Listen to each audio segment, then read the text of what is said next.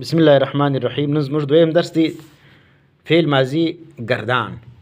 پرون یې موږ سکې وویلې د لاس د نقشې په صورت کې. نن موږ د دې معنا وایو. معنا یې څه رقم ده؟ ګوره معنا یې اوس اسانه ده.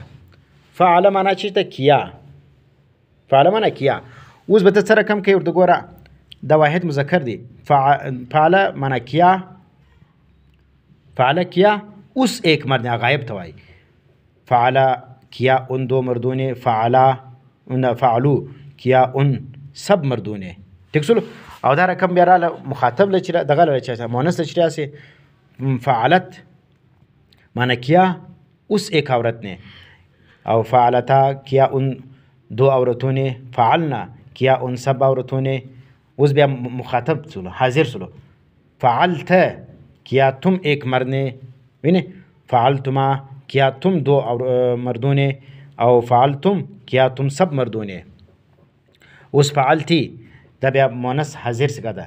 کیا تم ایک مرد دغه عورت نے، کیا تم ایک عورت نے، او کیا تم دو عورتوں نے، فعلتما. فعلتن کیا تم سب مردوں دغه عورتوں نے، کیا تم سب عورتوں نے. او فعلتو کیا میں نے ایک عورت یا ایک مرد. که مرد ولو بیا به میں نے کیا میں ایک مرد نے، او که ښځه کیا میں ایک عورت. او که چیرې دغه ولو جمع متکلم ولا فعلنا کیا ہم دو مردوں نے یا ہم دو عورتوں نے، ځکه تسنیم پکښې ده. کیا ہم سب مردوں نے، کیا ہم سب عورتوں نے. دا ګرده بس دا رقم طریقه باندې اوس دا بحث زده کړي.